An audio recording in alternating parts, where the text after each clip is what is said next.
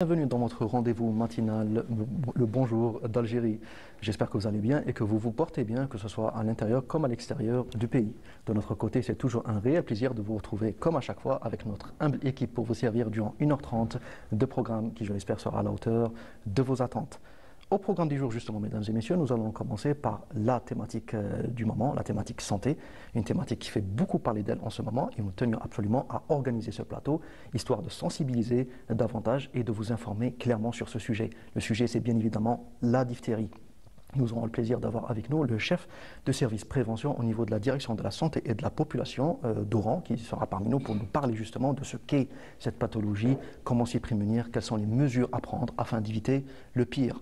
On passera ensuite à une autre actualité du moment, l'actualité culturelle, à savoir bien évidemment le Festival international du film arabe d'Oran qui commencera sous peu, donc en 31 octobre, pardon, donc c'est pour très très bientôt. Nous aurons le plaisir d'avoir avec nous la directrice artistique du festival qui viendra un peu nous parler justement du programme de cette rencontre, ainsi que justement l'importance du festival cinématographique actuellement au niveau à l'ère des réseaux sociaux.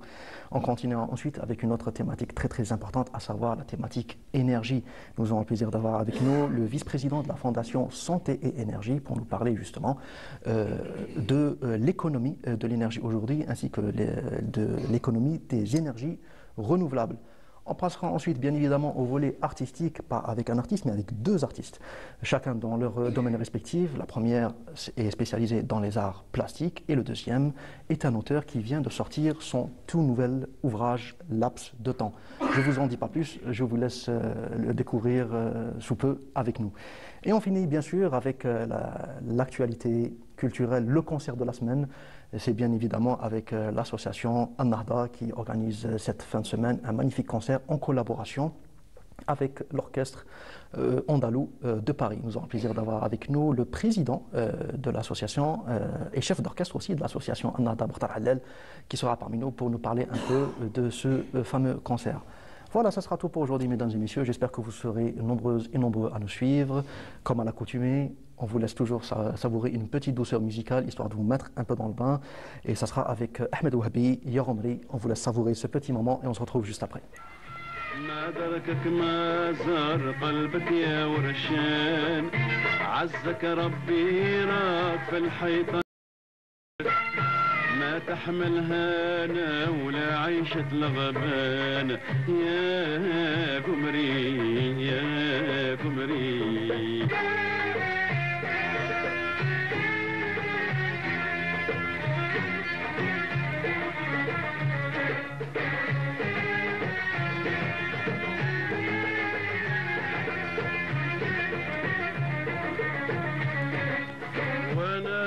قلبي على الأولاد طاير بعدوني للشرق شق جبال خشان في ناس من فراقهم حالي مغمر وتبدلوني بالمحنى وشيان أكوا ودليلي خلاف بلا محاور ضبط طياب الجير في قلب الفران لو نهضر لك يا النيلي واش صاير تبكي من همي وتهز مكلمحان وانا يا قلبي على الولاد طاير بعدوني للشرق شق جبال خشان كي نسهد من فراقهم حالي مغمر وتبدلوني بالمحنى وشيان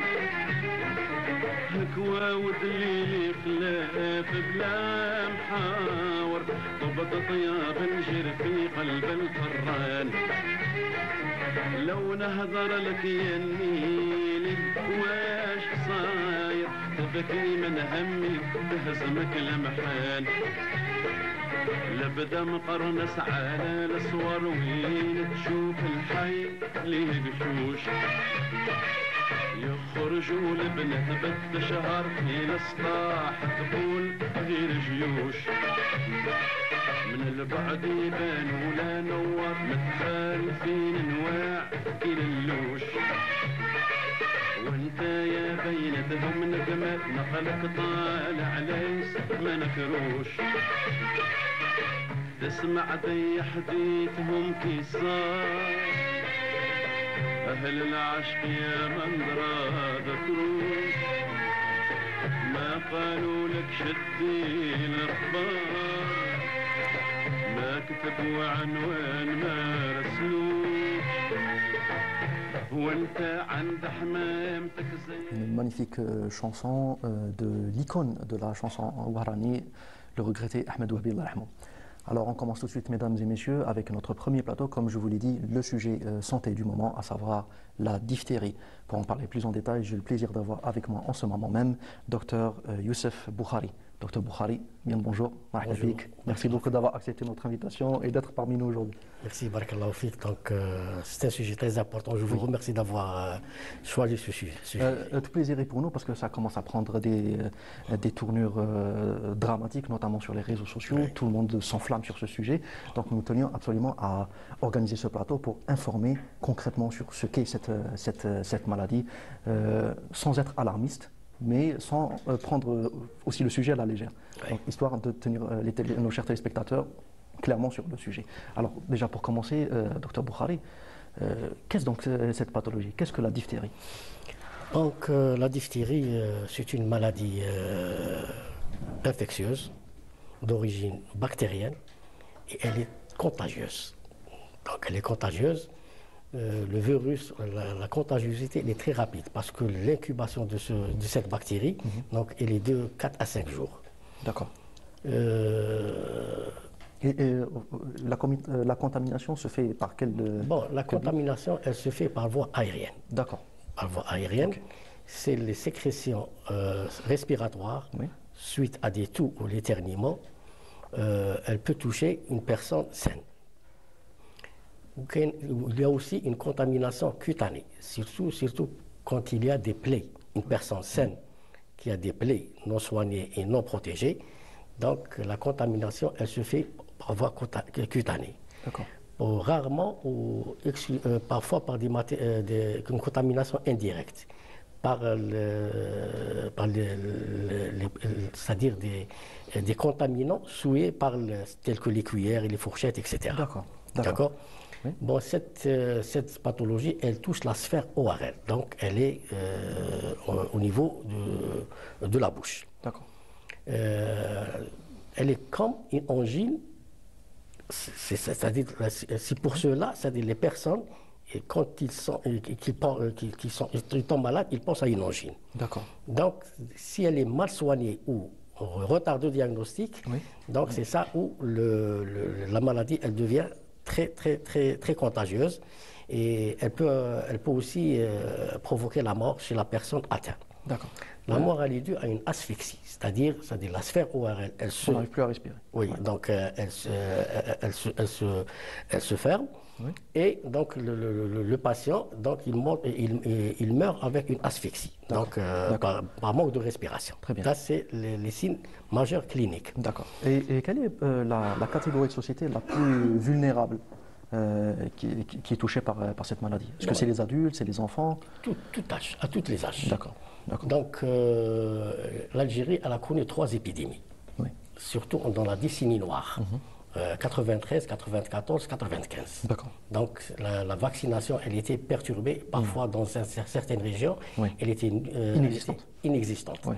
C'est pour cela que nous avons 3 épidémies. Puis, après l'année 96, donc alhamdoulilah, donc on a c'est-à-dire le service de la prévention et le ministère de la Santé, ils ont concerné cette pathologie. Oui. Depuis cette date-là, donc on n'a connu aucun cas déclaré de la diphtérie positif. Oui. C'est pour cela donc le cursus médical c'est-à-dire des jeunes médecins, donc ils n'ont pas connu cette pathologie. Donc elle était littéralement inexistante en Algérie depuis plus de 10 ans. Plus de 20 ans. Ah, plus de 20 ans. Plus de D'accord. 20 ans. D'accord, très bien. Jusqu'à 2024, malheureusement, à Oran, Oui. nous avons enregistré 6 cas. 6 cas. 6 cas entre 14 et 15 ans. D'accord. Malheureusement, dans la même famille, nous avons un décès Et un autre cas, le frère, alhamdoulilah, donc elle a été guérie, mais l'enfant de 4 ans est décédé suite à cette pathologie. Parce que ça n'a pas été diagnostiqué à temps, c'est ça? Elle n'a pas été diagnostiquée, donc elle était mal diagnostiquée. Ah, mal diagnostiqué. Mal d'accord. diagnostiquée. Donc on a cru à une angine. Les parents, donc, ils voyaient des médecins, donc c'est une angine. Donc, Justement, une question là-dessus, docteur Boukhari. Quels sont les principaux symptômes auxquels il faut tout de suite réagir donc par rapport à la diphtérie? les principaux symptômes, donc, cette pathologie, elle touche, c'est-à-dire les voies aériennes supérieures. Donc si elle est mal diagnostiquée, donc elle touche le cœur et le système nerveux. D'accord. Donc c'est pour cela le malade, c'est-à-dire les symptômes majeurs, c'est une toux rauque avec une fièvre et une gêne respiratoire. D'accord. Puis il déclare une fatigue. La fatigue due à une atteinte cardiaque. D'accord. Donc quand le cœur il est atteint, donc la personne, elle devient fatiguée. Oui. En revenant, c'est-à-dire à cette famille qui a été touchée par la diphtérie à Oran, c'est une famille que le père, il ne voulait pas vacciner ses enfants. D'accord. Donc, dans le système, c'est-à-dire la vaccination de la diphtérie, elle se fait dès la naissance, à l'âge de 2 mois, puis 4 mois, puis 11 mois. Elle est systématique Elle est aujourd'hui? systématique. D'accord. Parce que la vaccination en Algérie, elle est obligatoire Ouais. et gratuite. Oui. Donc, C'est vrai. est gratuite. Puis, il y a 3 rappels. Le premier rappel à la 6e année, donc première année à l'âge de 6 ans, donc à la première année primaire, puis à l'âge de 11 ans à la première année moyenne, puis à l'âge de 15 ans, première année secondaire. Puis un rappel tous les 10 ans. Oui. Pour éviter toute propagation sur un malade. Oui. Ça se fait toujours au niveau des établissements Oui, mais scolaires? ça se fait toujours établissement, alhamdoulilah. Donc après le 2024, Oui. Oran, elle était parmi les premières wilayas qui a atteint son objectif en vaccination. Oui. Dans le programme élargi de la vaccination, c'est-à-dire le PEV, des nouveau-nés, on a atteint les 96%. Ouais. En milieu scolaire, malheureusement, c'est-à-dire au milieu scolaire, on n'a pas atteint ce chiffre de vaccination pour plusieurs raisons. La première raison, c'est la première année primaire, on a atteint les 100%, alhamdoulilah. La première année secondaire, on a atteint les 92%, mais la première année secondaire, c'est-à-dire on a atteint pas plus de 60%. Pourquoi? Parce que les lycéens, avec l'âge de l'adolescence au Kulfi, donc ils refusent la vaccination. C'est pour cela le rôle des parents il est très important dans cette situation. Pour obliger leurs enfants. Oui. Là où jusqu'à hier, on a reçu 70 000 doses de vaccins. Donc on va faire des porte-à-porte. Les 4% du programme élargi de la vaccination. Donc maintenant, on est en train de le rechercher sur les registres. Toute personne qui a un retard de vaccination, donc nos équipes, ils vont se déplacer chez eux pour voir pourquoi l'enfant n'a pas terminé sa vaccination. Oui. Dans le cycle primaire, dès la première semaine de la rentrée scolaire, donc on a commencé de vacciner. Et Inch'Allah, d'ici 20 à 25 jours, on commence le cycle moyen. Et d'ici un mois, le cycle secondaire. C'est pour cela, de ce plateau, on demande aux parents de vacciner leurs enfants. C'est très important. Oui. Et pour les adultes qui ont un retard ou qui ont un risque, c'est-à-dire d'être contaminés, surtout le personnel de santé et les personnels qui ont contact avec les gens, donc ils se vaccinent. Le vaccin, toujours, il est disponible au niveau de chaque polyclinique, donc il peut se rapprocher et il se vaccine. Oui. Y a-t-il des maladies, enfin plutôt des malades chroniques qui sont beaucoup plus exposés à cette maladie que d'autres? Les maladies chroniques et les femmes enceintes sont toujours vulnérables, parce que la vaccination de la diphtérie, elle s'est faite chez la femme enceinte systématique, durant le premier trimestre et le deuxième trimestre. Et 3 mois après la naissance donc elle se fait systématiquement. Chaque femme enceinte qui se déplace au niveau de la polyclinique, elle est vaccinée dans le premier trimestre de la grossesse, le deuxième semestre et 3 mois après la grossesse, donc après l'accouchement. Donc pour la femme enceinte, c'est un programme, il est bien cadré, il est bien protégé.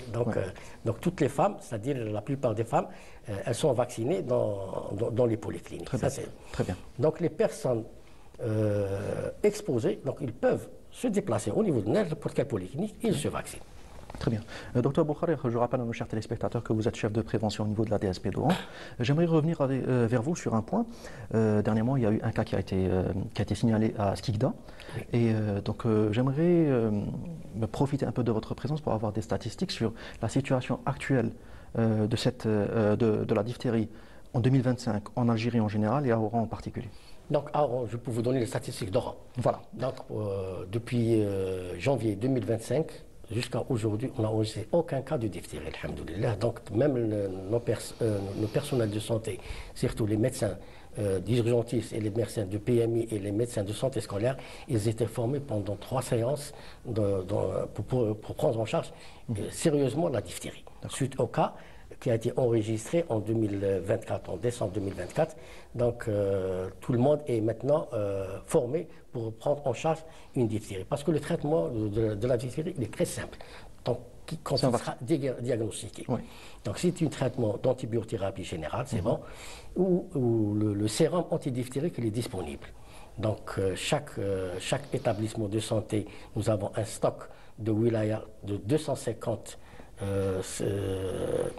sérum antidiphtérique au niveau des grands établissements et dans les petits établissements tels que les EPSP, on a chaque établissement et a 10 doses de sérum antidiphtérique au cas où il y aura une personne contaminée ou bien suspecte. Même suspecte, on le met en sérum antidiphtérique. Très bien. Une dernière question, docteur Boukhari.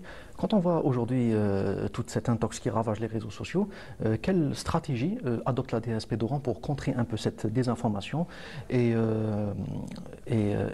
notamment ces réserves anti-vaccins? Bon, les réserves anti-vaccins, on trouve certains parents qui sont réticents par la vaccination. Oui. C'est très important. C'est un réel problème. Pourtant, la vaccination est obligatoire. Oui. On a eu à la rentrée scolaire, on a eu c'est-à-dire une petite réunion avec la direction de l'éducation et aussi la direction des affaires, la DAS, donc Tadamoun, une petite réunion même, donc où tous les parents, ils seront obligés de présenter une attestation de vaccination avant, pas le carnet de vaccination. Parce que le carnet de vaccination, on a vu qu'il y a eu une manipulation des carnets de vaccination. Oui. Maintenant, il y aura une attestation de vaccination pour tout enfant qui sera inscrit au niveau des crèches, dès la naissance, parce que parfois les couples qui travaillent, donc ils confient leur enfant à des crèches à bas âge. Donc, il y aura une obligation d'avoir une attestation de vaccination. Sinon, il n'y aura aucun enregistrement dans une crèche ou bien une école primaire, plutôt privée ou étatique. Privé. Très bien. Privé et étatique. Oui. Donc, maintenant, parfois, parce que le carnet, c'est-à-dire le secteur de l'éducation, il demande le carnet de vaccination. Oui. Le carnet de vaccination, c'est-à-dire, il est pas mal renseigné, il est mal utilisé. Oui.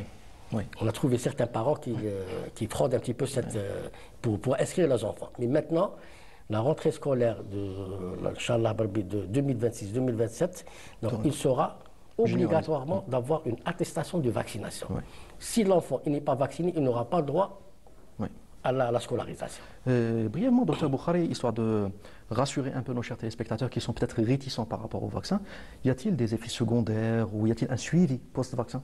Donc, nous sommes à Oran, on vaccine 45 000 naissances de vaccination. Donc, un enfant fraîchement né, il est vacciné. Oui. Donc, on n'a eu aucun décès. Aucune manifestation périphérique telle qu'une petite fièvre ou c'est tout.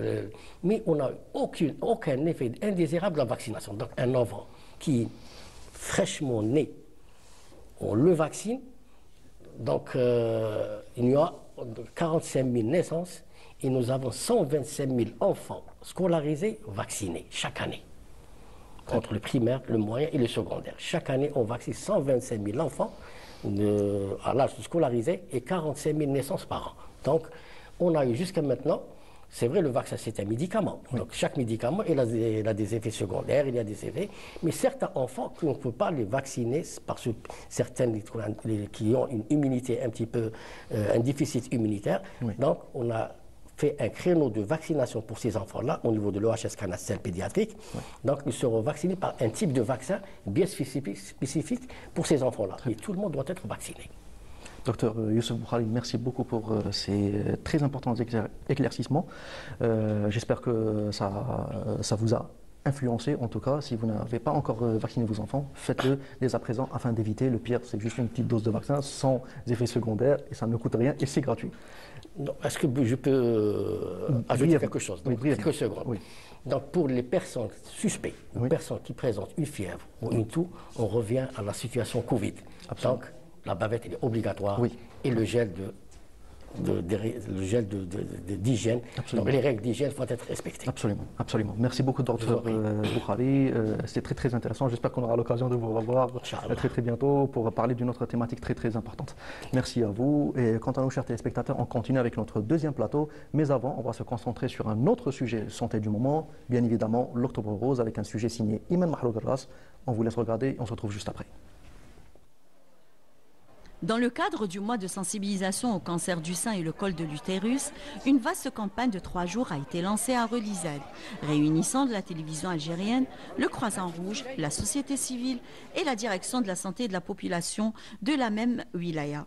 Cette initiative, inscrite dans le mouvement mondial Octobre Rose, vise à promouvoir le dépistage précoce et à briser les tabous autour de cette maladie qui touche des milliers de femmes chaque année. أكتوبر الوردي هو شهر التحسيس والوقاية، ولكن نحن يعني عن طريق متطوعين، عن طريق تكاتف الجميع نسعى لأن تكون هذه الحملة التحسيسية وهذا التحسيس وهذا الكشف متواصل طيلة أيام السنة. التشخيص المبكر علاش pour éviter هذوك لي كونسيكونس تاع لو كانسير دو سان باسكو من تفيقي بيه كاع في الديبي ماشي كيما تفيقي بيه وهو كاع صايد دالك كاع لو كور تاعك. حاولوا دائما ان تكونوا مع الكشف المبكر، حاولوا انكم تهتموا بصحتكم وتذكروا بان اول خطوه لان تكون من الناجيات انكم تقوموا بالكشف المبكر. Cette mobilisation est la preuve que lorsque les institutions, les médias et les citoyens ont uni leurs forces et main dans la main bâtir une société plus consciente,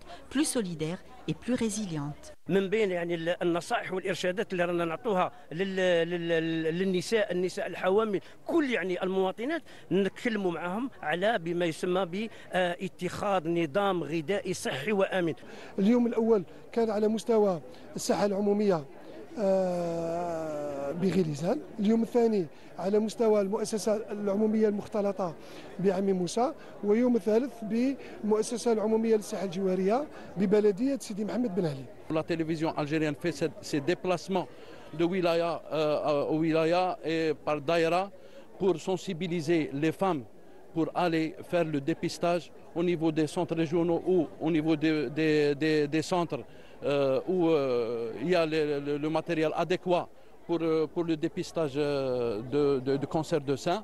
داويت تفشتها زعما وسته بكري هيا ودرت العملية والحمد لله يا ربي، الحمد لله يا ربي. هيا وجمعية بدر هي اللي راهي معانا. كنت نعاني من نفس عاد كشفتها بكري بحال معاناش مع الفحوصات والاخر، الحمد لله دروك مع درت الفحوصات درت العمليه، الحمد لله فاني صرنا الجمعيه فاني عاونتنا. لا الحمد لله دي ساعه. Une fois par semaine, كيما نقول on sélectionne certaines femmes اللي حنا normalement c'est un dépistage بصح حنا fait pas de dépistage. حنا on prend en charge carrément les cas cliniques, les nodules, les mastites etc. كاع كي تلقي حاجه في لو سان هما اللي ندوهم. Campagne médiatique, rencontres citoyennes, tout a été mis en œuvre pour dire stop au silence et oui à la prévention. Le dépistage du cancer du sein sauve des vies. Merci beaucoup Iman Mahloud Ras pour ce beau sujet consacré à un sujet très très important qui est toujours d'actualité en ce moment, à savoir l'Octobre Rose. On continue, mesdames et messieurs, avec notre deuxième plateau consacré au Festival international du film arabe d'Oran, l'événement culturel de ce mois d'octobre, fin mois octobre d'ailleurs. Et pour en parler plus en détail, j'ai le plaisir d'avoir avec moi la directrice artistique du festival, Madame Linda Belkhairia. Madame Belkhairia, bien bonjour. Marhaba bik. Merci beaucoup d'avoir accepté notre invitation et d'être parmi nous aujourd'hui. Bonjour, merci de m'avoir invité, c'est un plaisir. Tout le plaisir est pour nous. On ne pouvait pas rater ce plateau, bien évidemment. C'est l'événement culturel de cette fin d'année, tout court, d'ailleurs. Oui, alors. Donc, il y a une conférence de presse qui s'est déroulée hier. Vous êtes même venu hier pour annoncer le programme. Donc, on ne va pas se répéter. Ouais. Si vous voulez le programme, chers téléspectateurs, vous le trouverez un peu partout en ligne, sur la page officielle d'ailleurs du festival. Mais j'aimerais profiter de votre présence aujourd'hui pour plus ou moins parler des grandes affiches. Au moins 4 ou 5 films qui ont retenu votre attention dans toute la sélection. Ouais, c'est une question très compliquée parce que moi je chéris chaque film qui est dans le programme. Chaque film a son histoire, et c'est des films souvent qui sont des films qui viennent, les films qui viennent des pays arabes généralement, c'est des films qui parlent du malaise de la société dans laquelle ils vivent. Moi j'ai un coup de cœur, je le dis, c'est pas très bien de ma part de dire ça en tant que directrice artistique, mais un des documentaires que j'adore, c'est Abou Zarbel 89, Murtada Bassam d'Égypte, qui est juste extraordinaire. C'est un documentaire de création et c'est vraiment un cas d'étude qu'on doit regarder si on est passionné de documentaires.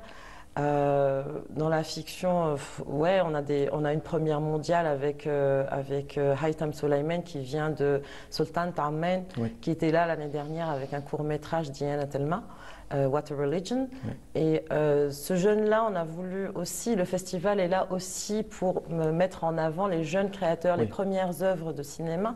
Et il y a beaucoup de premières œuvres dans la sélection et moi j'en suis très fière parce que c'est aussi une vitrine pour promouvoir la jeunesse qui aime le cinéma. On l'a vu par exemple l'an dernier avec le magnifique Mendo Bellil, qui était d'ailleurs une œuvre ovni qui débarque de l'Arabie Saoudite et qui a remporté le prix du meilleur film. Carrément. Et quel film, quel film. Et il prépare un prochain film, donc on attend de voir. En tout cas, c'est un film fabuleux. D'ailleurs, j'invite nos chers téléspectateurs, si au cas où ils ne l'ont pas encore vu, c'est un film à ne pas rater. Je pense qu'il est sur des plateformes bientôt, de streaming, etc. Donc, aujourd'hui, en tant que directrice artistique, comment définissez-vous la ligne artistique du festival de cette année? Est-ce qu'il y a par exemple une thématique centrale qui regroupe les films?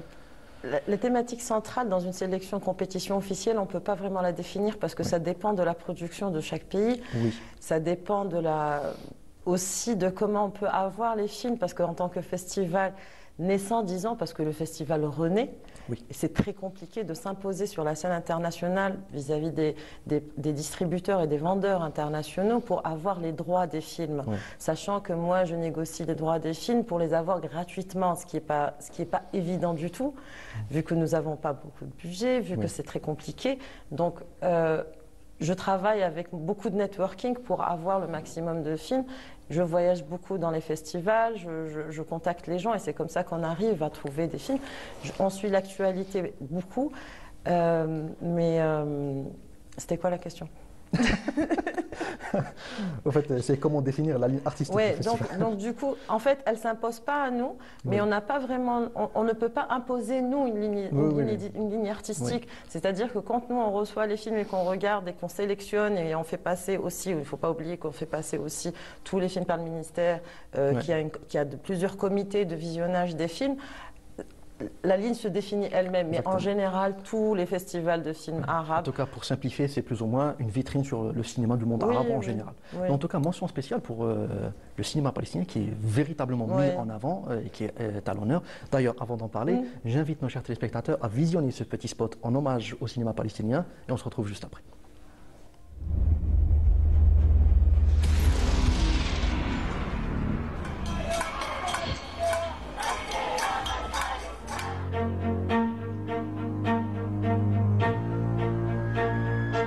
وكنا واقفين قصفونا القضية المدفعية بشكل مباشر. ونحاول نجيب اللقمة لأولادنا والله أعلم نرجع ولا ما نرجع. المشكلة الوحيدة إن إحنا نازحين بس. غزة فيها مليون قصة. حاليا حياتي مدفنة في هذا المكان.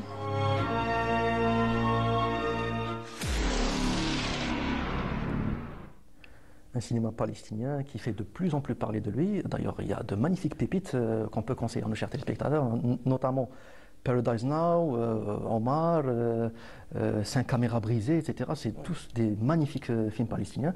Donc pourquoi justement aujourd'hui avoir misé sur ce cinéma-là? Vu déjà l'actualité du moment, c'est très très important, mais d'un point de vue cinématographique, est-ce que cette année il y avait des œuvres de qualité venant de Palestine? Tout à fait. On a 2 films en première mondiale, The Clown of Gaza, qui passe à Oran et ensuite qui passera à IDFA, qui est le plus grand festival de documentaires au monde. Donc on a la première mondiale de ce film-là qui a été tourné à Raza. On a Gazagrad de Sousan Qaoud, qui est un docu-fiction aussi en première mondiale. On a Mahal Haj, qui est une très grande réalisatrice palestinienne de fiction. Tous ses films sont passés à Cannes, Mediterranean Fever. On a Abshat, son film, donc il y a vraiment du très bon cinéma palestinien, bien sûr, évidemment. Thank You for Banking With Us, Leila Abbas, qui est juste incroyable, qui est juste génial. Donc oui, il y a du beau cinéma palestinien chaque année, oui, et beaucoup de films. Alors, bon, déjà là, on va revenir au cinéma algérien. Ouais. Je veux revenir à la conférence de presse d'hier. Il y a un point qui a retenu mon attention. C'était une déclaration du commissaire du festival, donc M. Abdelkader Jelioub, par rapport au film Nahla de Farouk Bloufa. Bon, déjà, c'est un magnifique film, rien à dire là-dessus, mais il a parlé d'une copie restaurée. À ma connaissance, il n'y a jamais eu de restauration de ce film, donc j'aimerais profiter de votre présence pour des éclaircissements par rapport à ça. Oui, non, mais c'était une petite erreur, c'est une copie numérisée, pas restaurée, donc il y a juste un amalgame sur le terme, c'est tout. Voilà, d'accord, donc on parle d'une numérisation du film. Oui. D'accord. Non, c'est pas une restauration, on l'aurait su, mais non. Mais par contre, le programme est assez intéressant et moi, j'aime beaucoup Farouk. Mais parlez-moi du choix du film. Pourquoi avoir choisi Nahla pour cette édition? Moi, j'avais fait un hommage à Farouk Bloufa quand je travaillais aux Journées cinématographiques de Carthage et on a passé Nahla. Et c'est un film qui me tient beaucoup à cœur pour plusieurs raisons. Je trouve que c'est un des plus beaux films du cinéma algérien. C'est un film hybride d'ailleurs. Exactement, et c'est un exemple. Et j'avais envie aussi que les jeunes voient ce film. Et notamment, on a un film. On a le making-of par Jocelyne Saab qui n'est jamais sorti, donc on a 20 minutes qui sont extraordinaires. Et on a un film, Amin Qais, qui a fait un film documentaire qui passe en première mondiale sur le film sur Farouk Bloufa et le film. Donc c'est tout un programme qui est assez homogène. Et moi j'aime faire les choses avec une logique. Donc là il y a une logique derrière tout ce programme. Absolument. Bon, on va rester toujours dans le cinéma algérien. Quelle place, justement, accordez-vous au cinéma algérien pour cette édition? On a fait une section panorama du cinéma algérien pour encourager les jeunes cinéastes indépendants qui font des films avec leurs propres moyens. Donc il y a 5 films courts-métrages, il y a 2 films documentaires, il y a Zerout qui passera pour le 1er novembre, les Amants d'Alger également. Il y a de Ketita. Oui, Ketita. Ketita, pardon. Mohamed Ketita. Zerout qui passe en prime time. Et il y a aussi, pour quelques grammes de sable, Nadir Loulen qui passera aussi en compétition. Donc voilà. Comment évaluez-vous aujourd'hui l'intérêt du public oranais face aux multiplications des plateformes de streaming aujourd'hui? Non, mais il ne s'agit pas du public oranais uniquement. Oui, étant donné que le festival se déroule à Oran, donc je parlais à propos du public oranais. Mais c'est vrai qu'on parle de... C'est un problème général depuis le Covid, depuis qu'on a eu la crise du Covid. Absolument. On a eu beaucoup de problèmes. Moi, je fais des festivals depuis je ne sais pas, 10 ans, je ne sais plus combien de temps. Et je ne travaillais pas encore à Oran et on a eu un gros problème avec le streaming. On a dû transformer tous nos festivals en ligne. Et du coup, à ce moment-là, tout a basculé. Donc on a eu un gros problème et tout le monde est passé sur des plateformes et ils ont oublié les salles de cinéma qui ont fermé, en plus de la crise que nous avons depuis longtemps, qui est l'absence, la fermeture des salles de cinéma qui n'ont pas été restaurées. C'est un grand problème en Algérie. Donc là, le public ne va plus au cinéma et encore moins avec le Covid. Et ils ont eu des nouvelles habitudes qui est les plateformes numériques. On voit que c'est un phénomène mondial d'ailleurs. Même maintenant, les films qualifiés les films box-office, les blockbusters, ne rapportent plus autant d'argent qu'avant. Donc, beaucoup moins en tout cas. Oui, beaucoup Après, moins, la mais suite ça du reste film. relatif Ouais. parce qu'il y a des pays où il y a beaucoup de salles de cinéma. Je suis désolée, je vais prendre l'exemple de l'Arabie Saoudite. L'Arabie Saoudite. Oui, l'Arabie il y a Saoudite, eu- d'ailleurs, c'est un cas exceptionnel. d'ailleurs. Ils ont un box-office assez extraordinaire, Oui. alors que tous leurs films passent automatiquement après, après les sorties salles sur des plateformes. Donc c'est un contre-exemple. Ça ne veut rien dire. Mais nous, il faut qu'on commence à la rééducation Justement. du spectateur ou du public à aller dans les salles de cinéma, ce qui est très difficile, Oui, ce oui, qui oui. est très compliqué. Donc Oui. pour les attirer et les réconcilier avec ces salles de cinéma, avec une génération qui n'a pas grandi avec des salles de cinéma, vu qu'il n'y en a pas. Oui, oui, absolument. Il faut aussi montrer que voir un film en salle, Ça n'a absolument rien ça à n'a voir. absolument rien à voir. Parce que plusieurs disent oh, pourquoi aller en salle vu que je peux le voir Non. chez moi. Mais il faut insister sur le fait que c'est une expérience. C'est une expérience. La salle de cinéma, c'est un endroit magique pour moi. Ouais. C'est pour ça que je dis, moi, le festival de cinéma, ce que j'aime, j'aime mon travail parce que j'aime ce moment magique dans la salle, quand je suis avec le réalisateur, qu'on présente les films, qu'on a des questions, qu'on débat, qu'on a les comédiens qui sont là. C'est un moment magique et unique. Oui. Donc on ne vit qu'une seule fois à chaque fois. Et quand on commence, quand on a compris ça, je pense que la machine se débloque. Oui, oui. Donc, Oui. Surtout que les émotions sont quintuplées en salle. Donc Bien généralement, on est beaucoup plus réceptif aux émotions d'un film, contrairement à quand on le voit par exemple chez soi, seul. Et on est tout seul. Oui. Et là, il y a des gens à côté, il y a Oui. une dynamique. Exactement, Il y a un exactement. C'est une échange, expérience de groupe. Il y a une Oui. expérience. Des fois, quand on regarde un film seul chez soi, on l'aime ou on l'aime pas. Là, on peut débattre. Oui, absolument. Alors brièvement, pour finir, je sais qu'il y a des formations qui sont organisées en marge du festival, notamment une qui a retenu mon attention, à savoir le cinéma mobile. Le cinéma mobile. Parlez-moi un peu aujourd'hui, parce que c'est vrai qu'aujourd'hui, on est obligé de s'adapter à l'ère des réseaux sociaux. Oui, et on tout a à vu, fait. par exemple, certains exemples iraniens, comme Jafar Panahi, qui a pu réaliser tout un film, qui a remporté le Lion d'Or au Festival de Venise, et qui est un film qui a été filmé par un smartphone. Quelle est aujourd'hui l'importance du smartphone? Est-ce qu'aujourd'hui, c'est un outil de cinéma? Oui, c'est devenu en partie un outil de cinéma et ça facilite aussi l'accès parce que la production est tellement compliquée et tellement difficile ces dernières années qu'on trouve des alternatives. Après, je ne dis pas que c'est une règle, il faut le faire, mais ça existe et donc il faut l'exploiter de la meilleure façon possible. Donc plus on est formé, mieux on le fait. Oui. Et ce n'est pas la peine d'aller prendre parce que beaucoup de jeunes vont filmer et envoient leurs films et disent non, parce qu'il y a des règles aussi dans ce genre de cinéma et c'est pour ça qu'on offre cette opportunité aux jeunes pour comprendre et savoir comment le faire et ne pas le faire comme ça. Ce n'est pas aussi simple que ça. Exactement. Un film filmé au mobile. Donc c'est pas du tout les mêmes standards. Voilà, c'est pas un podcast, c'est pas pareil. Donc c'est pour ça qu'on essaye aussi d'apporter cette dimension à ces jeunes réalisateurs passionnés de cinéma. Exactement. Surtout quand on voit par exemple aujourd'hui certains réalisateurs, même américains, qui aujourd'hui se penchent vers cette nouvelle technologie. On a vu l'exemple avec Steven Soderbergh, avec Danny Boyle dernièrement, avec son troisième volet des 28 jours plus tard. Karim Aynouz a tourné Nargis A avec des téléphones. Tout à fait. Aujourd'hui, donc pour la parler caméra, de cinéma algérien. Donc absolument. Aujourd'hui, la caméra n'est plus un outil primordial, on va dire. Aujourd'hui. Si, ça reste primordial, mais c'est une alternative aussi assez intéressante. Ouais. Merci beaucoup, madame. Merci. Juste avant, pour conclure, je sais que vous travaillez actuellement sur un développement d'un film qui est prévu pour Inch'Allah, pour un tournage incessamment au niveau de la région de Jeannette, c'est ça? Oui, tout à fait. Et c'est un film libyen. Tout à fait. Est-ce que vous pouvez m'en parler brièvement? Oui, brièvement, ça fait 1 an qu'on développe un projet de film libyen. C'est une adaptation du roman The Bleeding of the Stone de Ibrahim El-Kouni, qui a été aussi nominé au prix Nobel de la littérature cette année.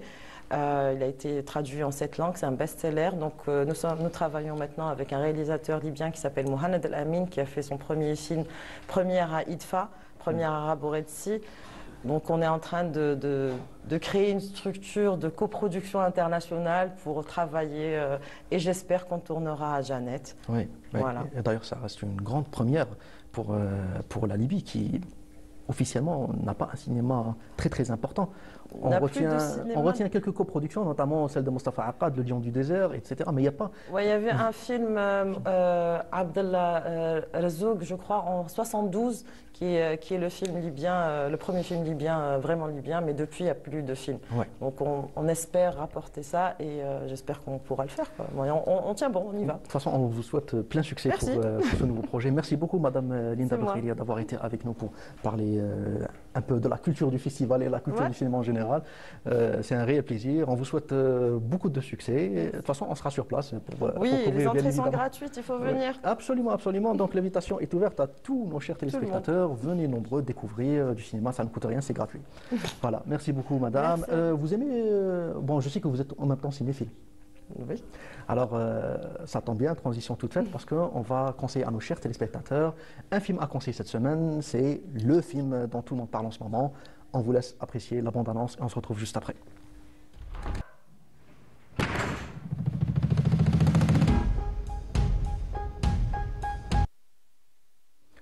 Et oui, bien évidemment, c'est le film Une bataille après l'autre. On ne peut pas parler d'un autre film à part celui-là en ce moment. C'est le film dont tout le monde parle.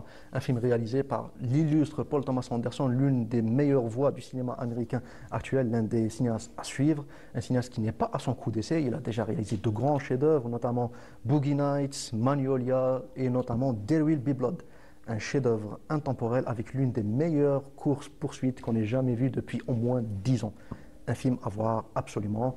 Le film est disponible en salle actuellement, au niveau de rang en tout cas, donc on ne peut pas citer le multiplex qui le diffuse, mais vous le connaissez, donc si vous n'avez rien à faire ce week-end, vous savez ce qu'il vous reste à faire. On continue, mesdames et messieurs, avec notre troisième plateau consacré à l'énergie, comme je vous l'ai dit en début d'émission. C'est pour parler du Forum algérien de l'économie de l'énergie et des énergies renouvelables, et c'est avec Dr Abdellatif Rahmoun. Dr Rahmoun, marhaba bik. Merci beaucoup d'avoir accepté notre invitation et d'être parmi nous aujourd'hui. Tout le plaisir est partagé avec vous. Tout le plaisir est pour nous. C'est toujours un réel plaisir de vous recevoir, comme à chaque fois, pour parler de sujets très très importants, notamment par rapport à la santé et l'énergie. C'est deux secteurs complètement différents, mais qui pourtant sont très très liés. Alors, avant de commencer pour sensibiliser nos chers téléspectateurs, il y a eu dernièrement un événement qui a été organisé, notamment ce Forum algérien de l'économie de l'énergie et des énergies renouvelables. Donnez-nous un peu une petite présentation de l'événement. Je vous remercie pour ça. Déjà au début, le président de la fondation, M. Bouchinin Hussein, ne pouvait être disponible aujourd'hui pour des raisons professionnelles. C'est le spécialiste, c'est l'expert dans l'énergie en elle-même. Concernant la fondation Énergie, c'est une fondation où on regroupe plusieurs experts dans le domaine de l'énergie, de la santé et autres experts.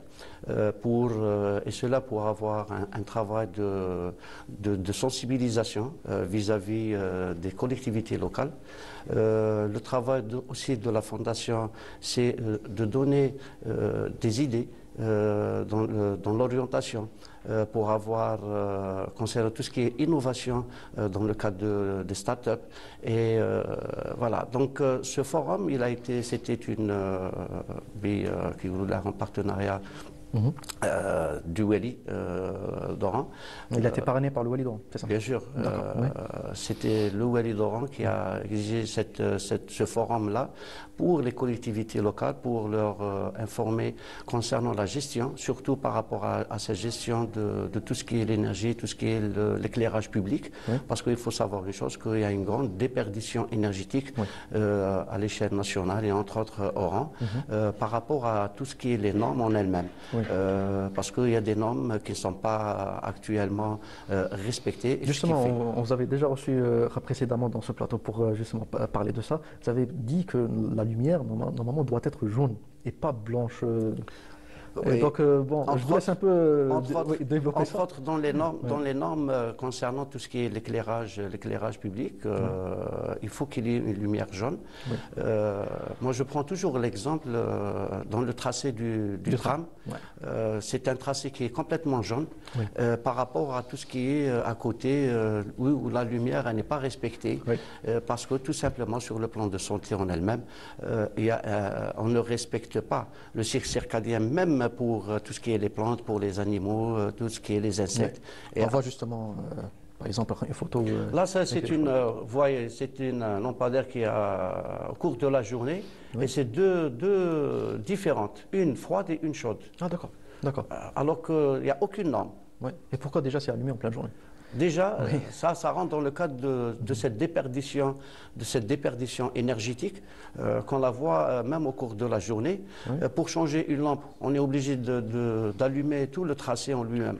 C'est pour cela, on prend l'exemple aussi que les normes de distance entre poteau et poteau, elles ne sont pas respectées aussi. C'est pratiquement 35 mètres, 30 à 35 mètres.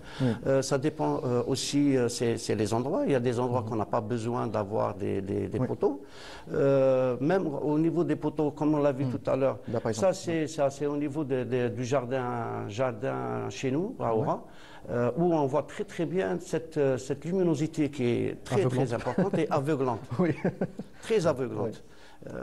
Il faut savoir une chose, que cette lumière, on revient toujours à cette lumière, la lumière bleue, c'est au cours de la journée. Elle est très très nocive pour les yeux et pour tout ce qui est la santé. Justement, vous me tendez un peu la perche parce que justement je voulais rebondir sur l'impact de cette lumière justement sur la santé. Et vous avez dit justement la lumière bleue. Aujourd'hui la lumière bleue elle est beaucoup plus connue pour son impact au niveau des smartphones. Mais le problème, c'est que c'est aussi au niveau des lampadaires externes, des poteaux, etc., comme vous venez de le dire. Effectivement. On est tout le temps exposé à ça. Oui. Alors, en 1986, ils ont déjà parlé de ce problème énergique et tout. C'était à l'université de Harvard qu'il faut faire attention. Et les années après, si vous vous rappelez, la télévision, on était obligé de mettre un filtre bleu. C'était pour absorber cette lumière bleue parce qu'ils savaient très bien qu'à un moment donné, elle va impacter sur notre cycle circadien. La lumière bleue, c'est pratiquement le soleil. Le soleil qui émet de cette lumière bleue, elle est reflétée, elle monte et on a un ciel bleu. C'est cette même lumière bleue qui, au cours de la journée, nous bloque cette hormone, on le redit, cette mélatonine, où elle n'est pas sécrétée, donc automatiquement on est éveillé. Le soir, quand il n'y a pas de lumière, aucune lumière bleue, cette hormone, elle est sécrétée. Une fois sécrétée, le corps il commence à se reposer. Et il y a tout un schéma. C'est pour cela que je profite de l'occasion que dire à nos confrères, les médecins d'une façon générale, qu'il faut faire attention, actuellement il y a beaucoup de pathologies, des maladies d'ordre avec même des paramètres hématologiques qui changent dans le temps parce qu'il y a un problème de cycle circadien. Le sommeil n'est pas respecté. Donc automatiquement, il y a tout un bouleversement sur tout ce qui est les paramètres, que ce soit sur le plan de neurodéveloppemental, le développement chez les enfants, on est stressé, beaucoup stressé actuellement le matin parce qu'on ne dort pas bien. Actuellement, on parle même des fois de cancer du sein et cancer de la prostate, je profite, par rapport à cette perturbation hormonale à long terme. Donc, c'est pour cela. Ça peut même déboucher sur des cancers. C'est pour cela, oui, bien sûr, parce que c'est un dérèglement en dehors de tout ce qui est héréditaire, mais c'est un facteur actuellement qu'on en parle, où les études en parlent. C'est pour cela que cette prise de conscience doit être, on doit tout revoir maintenant, de se dire qu'en fait, quand on peut avoir des pathologies dues à cette surexposition des écrans ou de la lumière. Et je reviens à votre question encore, que cette même lumière qui est utilisée chez nous dans les maisons, c'est une lumière bleue on peut mettre. Il y a des LED parce que, je redis, on n'est pas contre la technologie en elle-même et on n'est pas contre les LED. Les LED sont importants parce qu'elles sont économiques. Par contre, on utilise des LED jaunes chaudes à 2700 Kelvin, d'accord, au niveau de nos maisons, à l'intérieur. C'est une couleur jaune, ça permettra de se reposer, de reposer les yeux, la tête et ainsi de suite. Et même c'est tout un changement d'ambiance avec la lumière blanche par exemple, on a l'impression d'être dans un laboratoire, chez soi. Une anecdote, je pense qu'il y a eu un changement de lumière même au niveau des studios.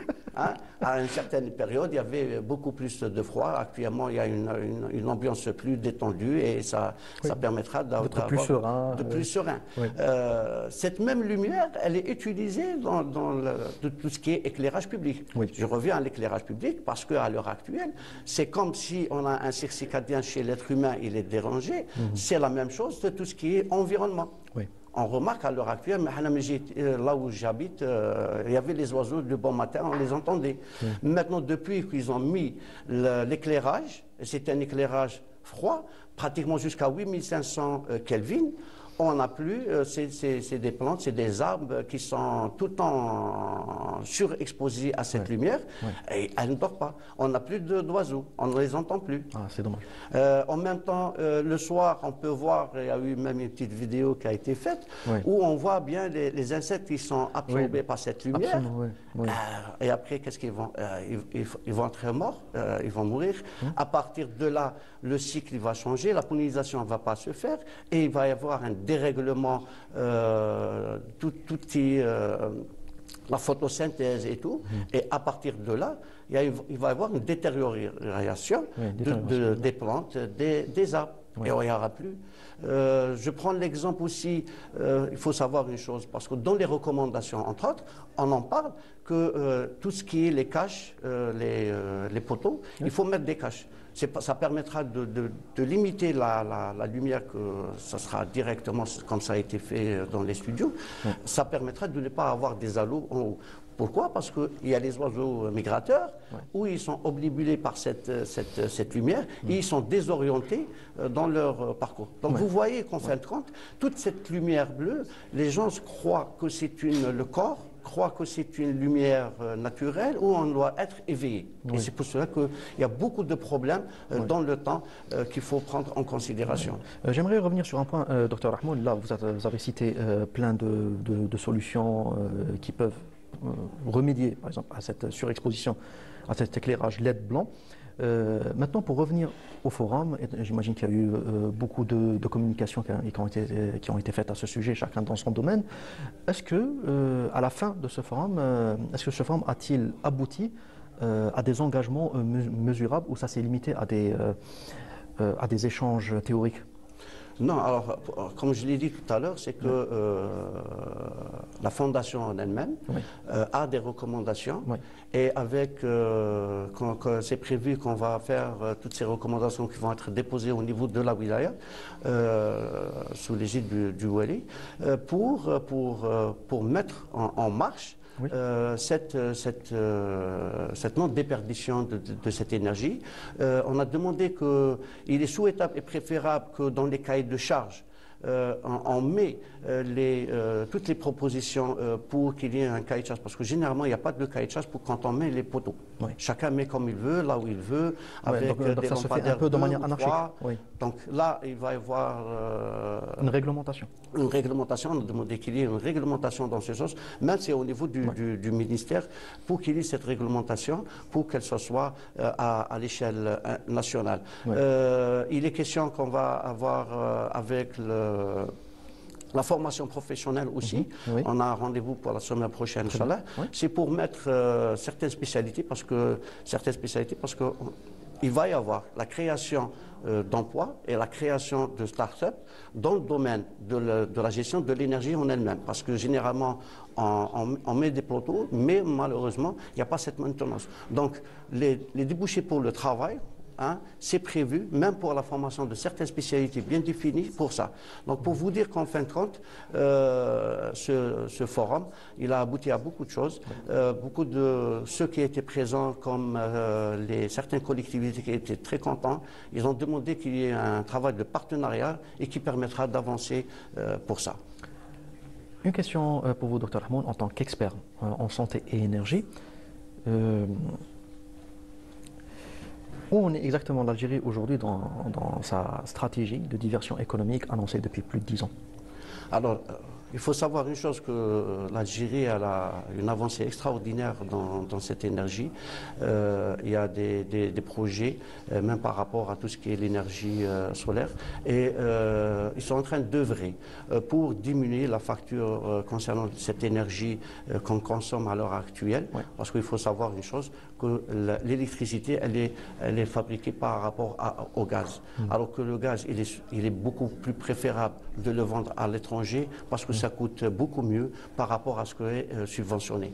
Donc, pour que vous sachiez, cette déperdition qu'on aimerait bien, et l'État a compris tout ça, elle est en train d'investir tout ce qui est énergie renouvelable pour récupérer cette manne financière. Ouais. Justement, quand on parle de l'État en général, il y a aussi la contribution du citoyen. Donc, vous, au niveau de la Fondation Santé et Énergie, est-ce qu'il y a une opération de sensibilisation auprès des citoyens pour les encourager justement vers cette transition énergétique? Alors, pour cette transition énergétique, on travaille en collaboration avec d'autres associations. Et éco-citoyenneté, par exemple? Bien sûr, les réseaux éco-citoyenneté, il y a le consommateur et tout. Il va y avoir même des actes de sensibilisation. Très bien. Pour passer à ça, il y a même des programmes où l'État investit pour qu'il y ait une amélioration et pour qu'il y ait moins de déperdition. Donc il faut utiliser à bon escient cette énergie. Il faut éteindre les champs qu'on n'a pas besoin. Il faut éteindre ceci. Donc, il faut tout éteindre pour dormir d'ailleurs. Il faut un noir total. Pour dormir, il faut changer déjà les lampes. Ça sera beaucoup mieux pour notre santé en premier lieu et pour faire des bonnes économies. Docteur Abdellatif Rahmoun, merci beaucoup d'avoir été présent parmi nous. Je rappelle à nos chers téléspectateurs que vous êtes le vice-président de la Fondation Santé et Énergie. Merci beaucoup d'avoir été présent pour sensibiliser sur c'est un sujet très très important du moment, un sujet qui impacte la santé de tout le monde. Tout le monde est concerné par ça. Donc j'espère qu'on aura l'occasion de vous revoir pour d'autres occasions. C'est toujours un plaisir de vous revoir et de travailler en compagnie. Tout le plaisir est pour nous. Merci beaucoup, monsieur. Alors, quant à nos chers téléspectateurs, on continue avec une petite pause musicale et on se retrouve juste après pour le plateau artistique.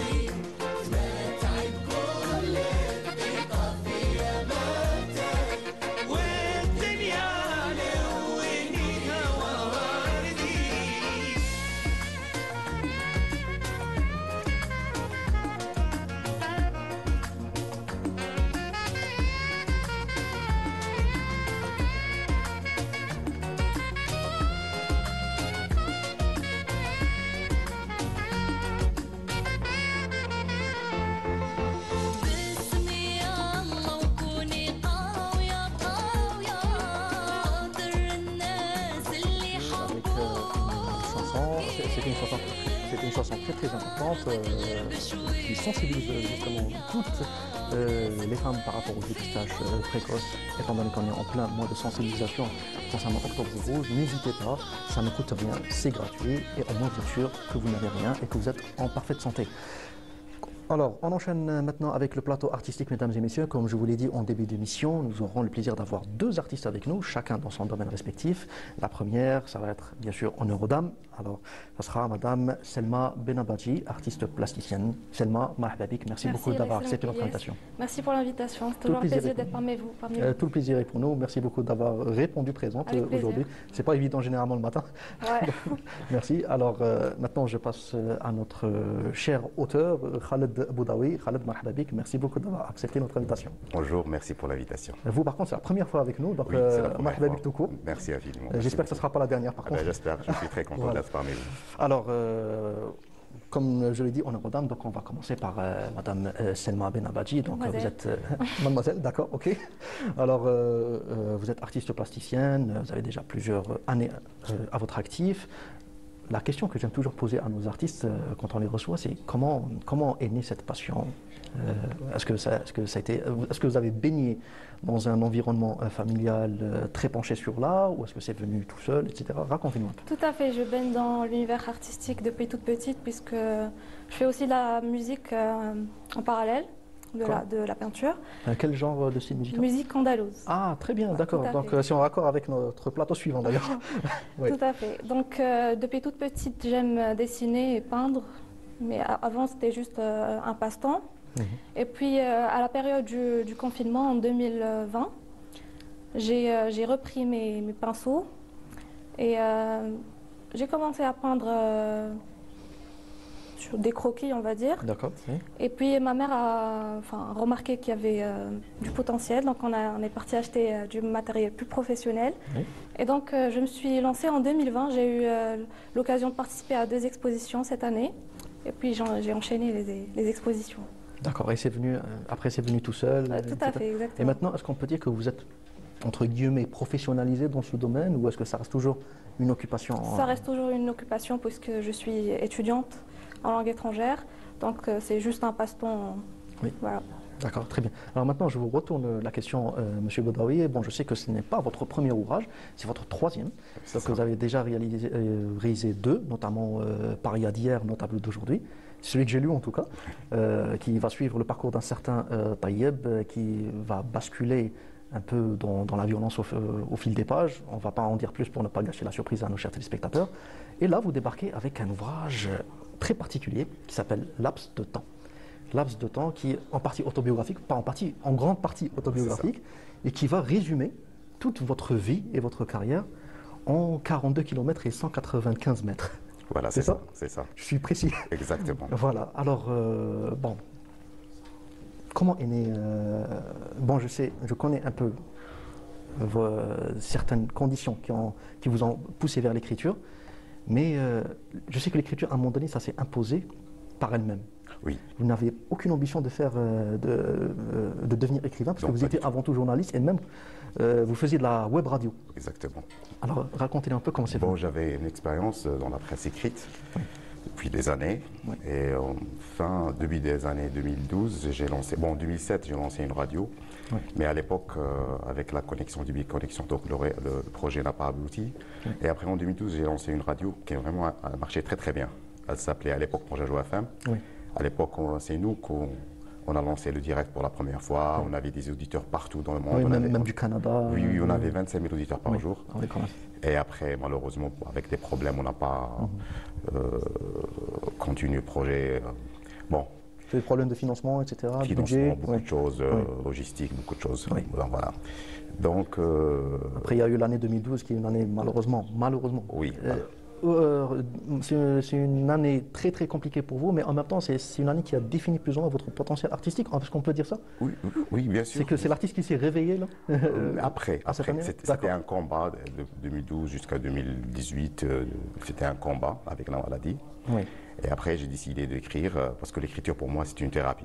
Oui. Donc voilà, donc c'était l'écriture et le sport maintenant. Justement là-dessus, vous me tendez la perche, je vais revenir vers vous, mais est-ce que vous aussi, en tant que peintre Selma, est-ce que vous ressentez cela comme une forme de thérapie? Tout à fait, exactement. Est-ce que c'est vos émotions qu'on voit dans vos tableaux? Pas tout le temps.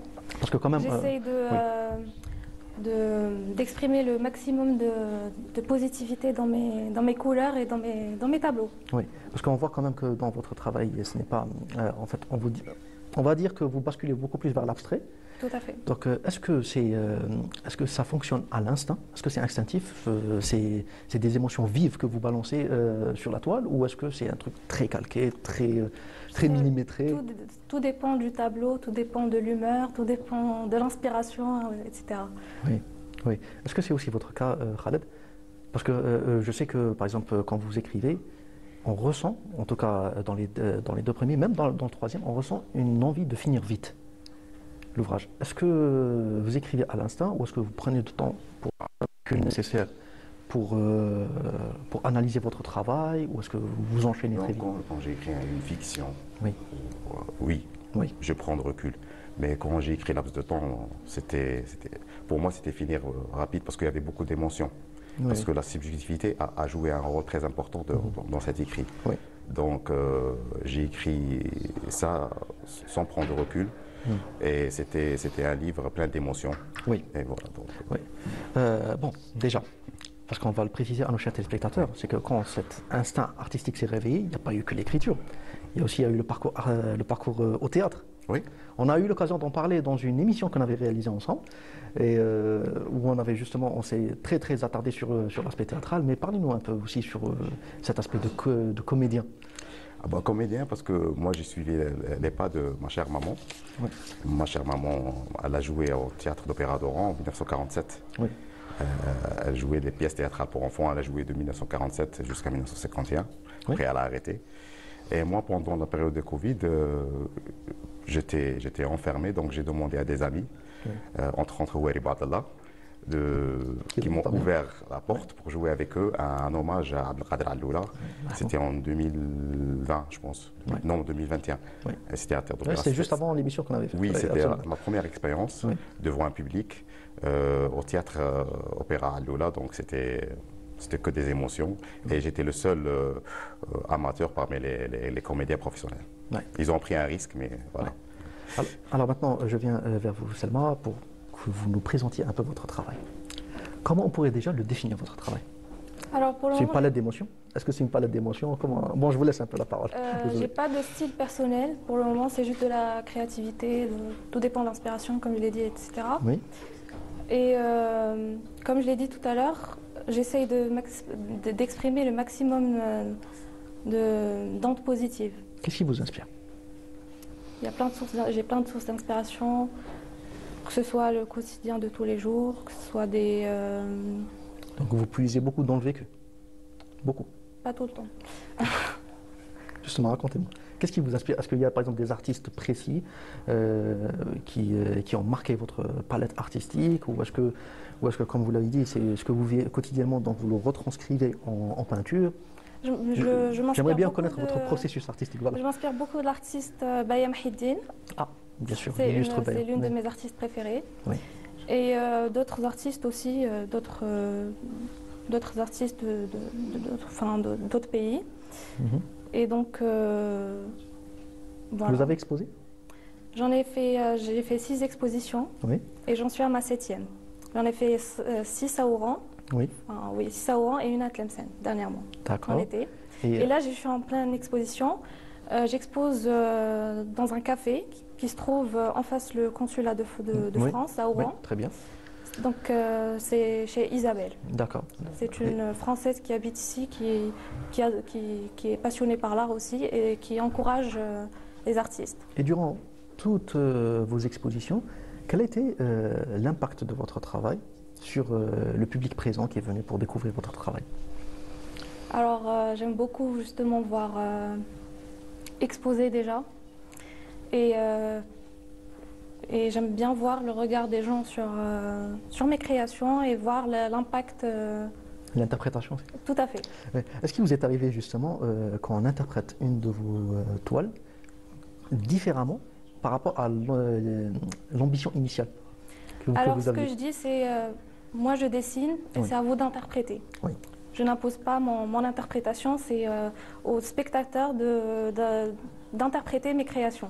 Et j'aime bien écouter dans l'interprétation. Là, c'est une question commune que je vous pose. Beaucoup d'artistes, dans tous les secteurs confondus, disent qu'une œuvre n'appartient plus à son auteur, peu importe le secteur, une fois qu'elle est présentée au public. Si tout à fait. Bien sûr, tout à fait. Est-ce que c'est aussi votre avis? Oui, bien sûr. Donc il vous est arrivé par exemple de croiser des gens qui ont vu tout autre chose qu'une session de voix. Ah oui, bien sûr. Et que vous-même vous dites, ah ouais, tiens, c'est intéressant, moi-même j'y ai pas pensé. Bien sûr. Par exemple, dans laps de temps, il y a beaucoup de personnes qui ont vu d'autres choses. Ils ont vu l'histoire d'un autre angle que moi j'ai jamais pensé.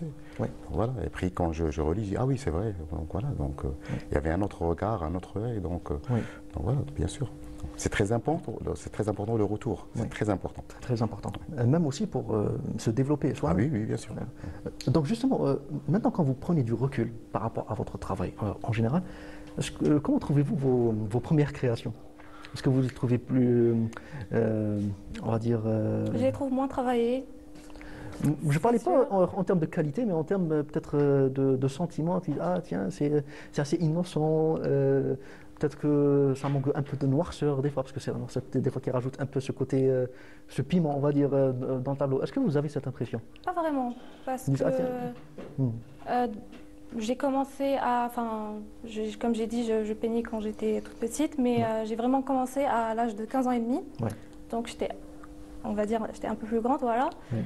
Mais je faisais ça avec du recul déjà. Ouais. Je savais ce que je faisais, tout était... chaque motif, chaque détail était bien pensé. Voilà. Très bien. Alors, une dernière question pour finir, Khaled, parce qu'on voit quand même que, déjà, même au niveau du chapitrage, c'est le kilométrage. Donc, j'avais l'impression de faire du cardio en lisant cet ouvrage, parce que quand même, au fur et à mesure qu'on avance dans les pages, on se fatigue en même temps que le personnage, donc vous-même. Donc, comment vous avez ressenti le processus d'écriture? Est-ce que vous étiez essoufflé quand vous écrivez? Parce que quand même, chaque kilomètre, c'est une phase de votre vie. Est-ce que c'était difficile d'écrire? Non, parce que moi, j'ai fait le marathon 3 fois dans ma vie. Oui. J'ai fait les 42 km 195 3 fois dans ma vie. Donc il y a une sensation, surtout au marathon, après le 35e kilomètre, c'est vraiment... épuisant. On appelle ça le mur. Oui, oui. Donc, d'ailleurs, même les dernières pages. Oui, voilà, j'ai essayé de crescendo, de mettre de l'intensité. L'intensité selon les kilomètres. Absolument. Donc, voilà, donc j'ai essayé de marier l'écriture avec l'effort du marathon. En tout cas, c'est vrai que ça peut sembler un peu peut-être dur quand je le raconte, mais c'est véritablement une ode à la vie. Cet ouvrage, malgré tout ce que vous avez traversé, vous restez optimiste, vous restez performant, vous vous battez quotidiennement, et chaque pas que vous foulez, c'est une affirmation de vous en tant qu'auteur et en tant que personne. C'est un livre, c'est un message pour tous les gens, toutes les personnes qui doutent, toutes les personnes qui ont peur. Je leur dire, tant qu'il y a un souffle, il y a un chemin. Oui. Voilà. En tout cas, voilà, j'invite tous nos chers téléspectateurs à se procurer ce roman, Laps de temps, un roman magnifique signé Khaled Boudaoui. Monsieur Boudaoui, Khaled, merci beaucoup d'avoir été présent parmi nous pour présenter ce nouvel ouvrage. J'espère que ce ne sera pas la dernière fois, par contre. Et vous préparez bientôt un autre ouvrage, donc j'espère vous recevoir aussi pour en parler. Merci aussi à vous, Selma Benabadji, d'avoir été présente parmi nous, bien que très réservée, vous ne parlez pas beaucoup. Merci en tout cas d'avoir été présente parmi nous. J'espère qu'on aura l'occasion de vous revoir, peut-être juste après l'exposition, pour présenter votre travail. Merci à vous. Petite pause musicale, chers téléspectateurs, et on se retrouve juste après pour la dernière ligne droite de l'émission.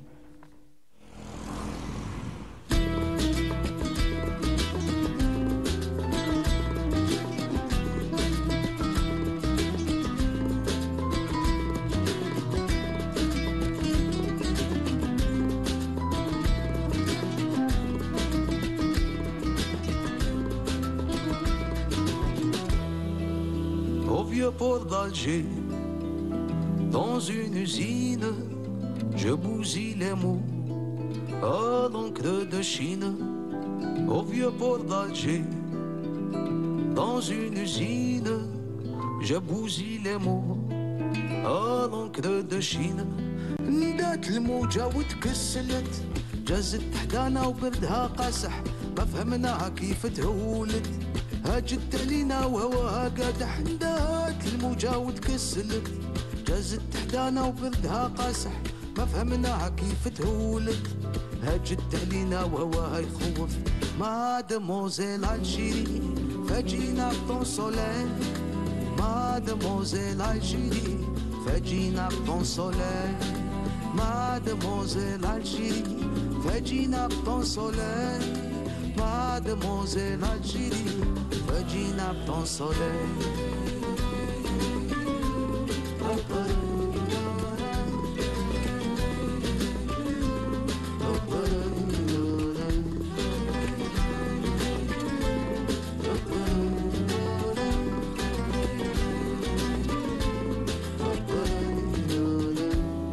كاين اللي عايش في الوهام هز في قلبه ما زالوا نية وكاين اللي يداتو ليام تبع الفاني ونسى التربية كاين اللي شاف روحه هوام قال غير خلي نزيد نبعد شوية وهادي ليلة هدا يوم فاتو هوام بحر النفاق ما لاقي ضيق مادموزيل الجيري فجينا بطون سوليل مادموزيل الجيري فجينا بطون سوليل مادموزيل الجيري فجينا بطون سوليل مادموزيل الجيري فجينا بطون سوليل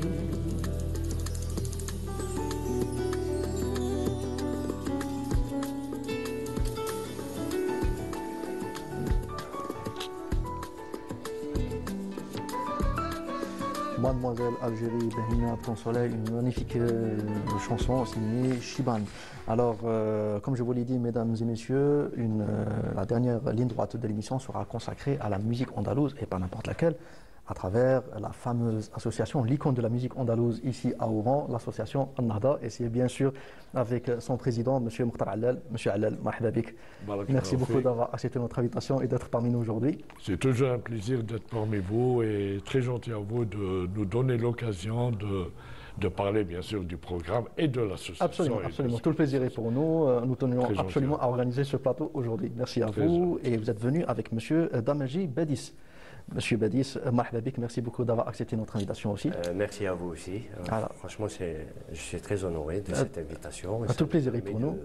De nous connaître et de parler un peu de... Absolument, absolument. Déjà pour vous présenter, donc vous êtes le trésorier de l'association ainsi que membre musicien. Membre musicien de l'association Ensemble Andalou de Paris, qui est là, créée depuis 2010. Et puis voilà. Et nous sommes déjà rencontrés auparavant, je ne sais pas si vous vous souvenez de moi par contre. J'avais réalisé un reportage sur le concert que vous avez donné au niveau de Tlemcen, de l'ensemble Andalou Paris, c'est moi qui avais couvert. Je me rappelle, ça me revient. Voilà, donc c'était moi. Franchement, ça me revient. Voilà, donc j'espère que vous allez bien depuis. Et bon, déjà, on va parler de ce magnifique projet que vous organisez ensemble, à savoir le concert que vous allez donner le vendredi, Inch'Allah. Vendredi 24 octobre. Voilà, donc je vous laisse le présenter déjà.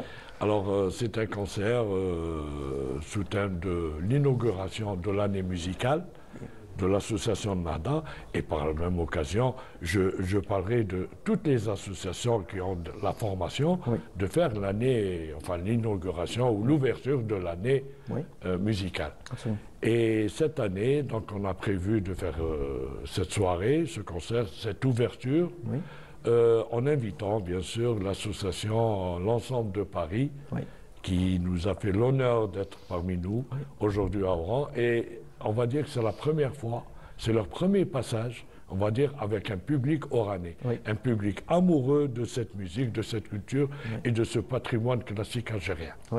Donc maintenant, j'imagine qu'en termes de répétition, il y a tout un travail qui doit se faire pour joindre plus ou moins les deux équipes, on va dire les deux orchestres. Donc comment s'est fait la préparation de cet événement? Eh bien, la préparation elle a été faite, bon, comme nous on est sur Paris et lui il est sur Oran, donc on était tout le temps en contact avec déjà pour le répertoire à interpréter, le répertoire, la mise en place de tout le truc là, et donc on était on a travaillé en direct avec WhatsApp, en live. D'accord. Je l'appelais, il m'appelait et tout ça. Ça c'est un travail, hein. C'est toute une préparation. L'avantage des réseaux sociaux aujourd'hui. Toute une organisation et voilà. Donc ça n'était pas facile, mais c'était faisable. Hein. C'était faisable, voilà. Donc, c'est comme ça. Il faut quand même signaler, bon, il ne va pas avoir de fusion, non. C'est chacun de son côté. Bon, ça va être les premiers qui passent sur scène. Ils vont faire une nouba. Bon, il va donner. Et après, ce sera nous. Mais quand même, je tiens à préciser qu'à l'ouverture, pour donner plus d'ampleur, plus de beauté, plus de. Il faut que ce soit agréable et tout. Nous avons aussi invité le groupe Marouf Srer, Tbal. Donc ça va être à l'entrée, ça va être chaleureux, Inch'Allah, pour notre public, que nous aimons beaucoup d'ailleurs. Et qui d'ailleurs répond toujours présent, toujours présent, à chaque concert. Inch'Allah, il le sera aussi ce vendredi. Et donc voilà, bon, on s'est mis d'accord sur les programmes pour qu'on ne puisse pas faire la même chose. Exactement, oui, bien évidemment. Et donc c'est comme ça qu'on était toujours en relation. Bon, c'est vrai, bon, là-dessus vous l'avez précisé, ce n'est pas une fusion, mais étant donné que vous êtes venu avec vos instruments, est-ce qu'on peut espérer comme une fusion de vous deux aujourd'hui pour nous interpréter Oui, et justement pour nous interpréter un peu oui, voilà, une petite démonstration. Voilà. Alors, on va vous interpréter quelque chose de léger, hein, bien sûr. De connu et tout. On ne va pas faire des trucs inédits. D'accord.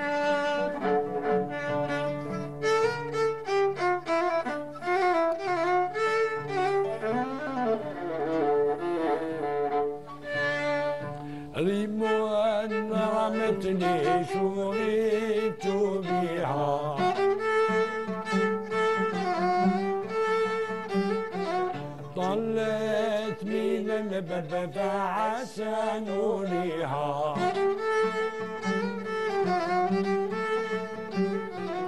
تنشد وتقول بأول شعرها الأندلس يفهم الإشارة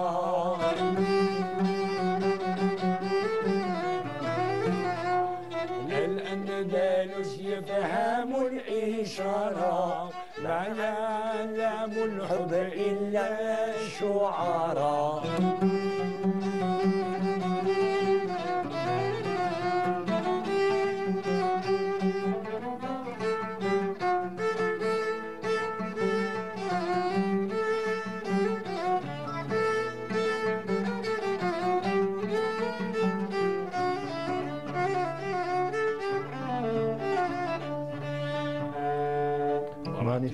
Magnifique, magnifique.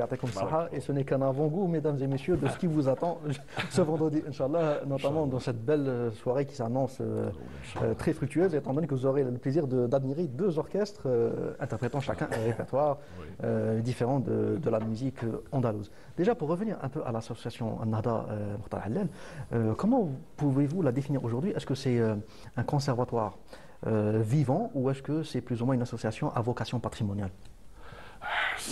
Ou c'est les deux. Voilà, j'allais dire les deux. Hein. C'est convivial d'ailleurs. Et bien sûr, nous aimons. Et c'est une passion.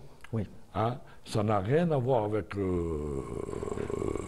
l'argent, on va dire. Non, nous faisons ça bénévolement. Nous, les musiciens, que ce soit les musiciens, que ce soit les professeurs, parce qu'il faut signaler aussi que nous avons une école. Donc une formation de jeunes. Et cette année, on a ajouté une autre classe, une classe d'adultes. Donc des parents d'élèves, des adultes qui ont eu 14, 15 ans, 16 ans, qui voudraient faire de la musique. Là déjà, ça contrecarre ce que beaucoup qualifient d'impossible. Généralement, on dit que pour apprendre la musique andalouse, enfin tout instrument, il faut commencer très jeune, c'est impossible à l'âge adulte, etc. Vous avez démontré le contraire. Voilà. Et j'avais ça aussi, moi, à l'époque. Mais quand on a fait l'essai, on a vu, mais c'est pas possible, mais c'est vrai. Mais donc, la musique n'a pas d'âge. L'apprentissage, dans tout d'ailleurs, pas uniquement dans la musique ou l'instrument, dans tout, dans notre vie, n'a pas d'âge. Absolument. N'a pas d'âge. Donc, et ça réussit, et Inch'Allah, on vous démontrera ça à la fin de l'année avec ces adultes dont je parle, et cette classe, et vous allez voir que ça commence, déjà ça commence à jouer, le morceau lui-même. Non, c'est... Monsieur Badis, par rapport à l'orchestre andalou de Paris, Comment pouvez-vous vous-même le définir? Est-ce que c'est une école? Voilà, est-ce que c'est une association? Je profite, je vais présenter déjà l'orchestre. Donc l'orchestre Ensemble Andalou de Paris, il a été créé en 2010. Mais il a été créé par des éléments qui sont issus d'un... C'est-à-dire ils ont déjà fait la musique ici en Algérie, à Tlemcen et tout ça, dans différentes associations et tout. Et bon, notre siège, je remercie pas, je profite et je remercie le Centre culturel algérien, c'est lui qui nous accueille là-bas. On fait des répétitions, c'est là-bas, au Centre culturel algérien, à Paris 15e. Donc, notre président, c'est M. Bouabdellah Tchoufik, il est président. L'orchestre est dirigé par M. Bensid Abdelkrim aussi, chef d'orchestre. Et puis, donc, on a, comme il a dit Mokhtar Allal, nous aussi, on a des écoles, on a des classes d'école. On a une classe initiale qui est gérée par M. Hadjila Majid, d'accord. Et puis, il y a une autre classe qui est gérée par moi-même. Je donne des cours aussi. Très bien. Et puis, il y a une classe avant les supérieurs qui est gérée par Abdelkrim Bensid aussi. Et la classe, l'orchestre aussi, c'est par Abdelkrim Bensid. Oui. Donc, ça, c'est un petit aperçu. Et puis, donc, on a fait des soirées, des manifestations au niveau d'Orly, au niveau de Centre culturel algérien, pas mal de fois, parce qu'ils ont une salle aussi. Et on a fait des hommages sur Cheikh Redouane, sur Cheikh Ada. On a fait hommage aussi à Cheikh Allah yarhamou yuwassi alayh Yahya El-Ghoul. Il était chef d'orchestre de ça.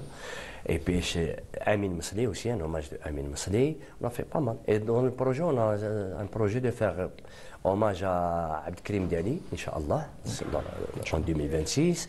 Et les chiouk tana, on ne va pas les oublier, on ne va pas les honorer. Donc il y aura aussi Cheikh Sakal, qui est membre fondateur aussi de l'association Nada. Et j'ai eu l'occasion et l'honneur d'être parmi eux à l'époque où il était vivant, Cheikh Sakal, je me rappelle de lui parfaitement. Et puis on va faire un hommage de pas mal de chiouk. Chaque fois on fait des hommages comme ça. Donc voilà, l'association Tana. Et puis, comme je disais, à part les écoles et tout ça, nous on était fans, mais on a aussi dans notre association, on fait l'école de Tlemcen. La musique andalouse, c'est l'école de Tlemcen. Mais ça ne veut pas dire qu'on n'a que des Tlemceniens, non. On a aussi des membres avec nous qui viennent de Mousselia d'Alger, qui sont venus d'Alger aussi, Kharjia d'Alger et tout ça. Donc, mais on fait la musique, l'école de Tlemcen. Voilà le parcours Et puis on a eu l'occasion aussi dernièrement, on a animé une soirée au consulat d'Algérie à Metz. Ils ont fait un festival du film arabe. Donc on a participé, et puis il y aura d'autres, franchement on a... Et puis le problème en France, c'est que c'est pas comme en Algérie, la différence, c'est que les éléments ils travaillent. En France on est pris par le temps, on travaille, tout le monde travaille. Et tout le monde, ils habitent loin. Hein. Pour trouver un planning qui arrange tout le monde, c'est pas comme ici, ils habitent loin, ils viennent en métro, ils viennent de partout, et ils sont motivés. Franchement, ils sont motivés. On a une seule répétition par semaine, c'est le samedi. Alors il faut le dire, c'est pas évident, mais on fait de notre mieux. Franchement, c'est un travail formidable. Parce que pour faire ça en France, c'est pas facile. Non, c'est pas facile. Pour réunir tout le monde à la même heure et tout ça, franchement. Et puis les jeunes, ils sont motivés là-bas. Ils sont motivés, ils viennent à l'heure, ils ne ratent pas les séances, ils ne ratent pas les répétitions, ils hafdont. Voilà. Mais franchement, c'est un travail de... Bon, c'est passionnant d'échanger avec vous. Malheureusement, on est un peu pris par le temps. Donc, brièvement, pour finir, est-ce qu'aujourd'hui, étant donné que les maîtres de la musique andalouse transmettaient généralement par voie orale, est-ce qu'aujourd'hui, brièvement, est-ce qu'aujourd'hui, il est nécessaire de passer par la formation académique pour faire perdurer cet héritage ? Moi, je dirais que moi-même, c'est toujours de bouche à l'oreille. Bon, chez nous, c'est toujours de bouche à l'oreille, je crois que c'est un peu partout. Mais il est vraiment indispensable de connaître le solfège. Voilà, très bien. Voilà. Merci beaucoup, Monsieur Mokhtar Allal et Monsieur Damaji Badiz d'avoir été parmi nous. On vous souhaite plein succès. Je signalerai, que la soirée se passe à la salle Maghreb. La salle Maghreb, à quelle heure? À partir de 19h. 19h, la salle Maghreb, vendredi. Voilà, donc n'hésitez pas à... Et ne ratez pas ce rendez-vous. Donc, bon, déjà, avant de vous laisser, on ne peut pas vous laisser partir sans réécouter cette beauté. Donc, en attendant, moi, chers téléspectateurs, je vous dis merci beaucoup d'avoir été présents parmi nous, de nous avoir suivis jusqu'au bout. C'est déjà la fin de cette émission. J'espère qu'elle vous a plu. Un grand merci à l'équipe technique, ainsi qu'à l'équipe à la régie, à leur tête notre réalisateur Fouad Blaha, pour avoir assuré le bon déroulement de cette émission. Prenez bien soin de vous et quant à moi, je vous dis à très très bientôt. Au revoir.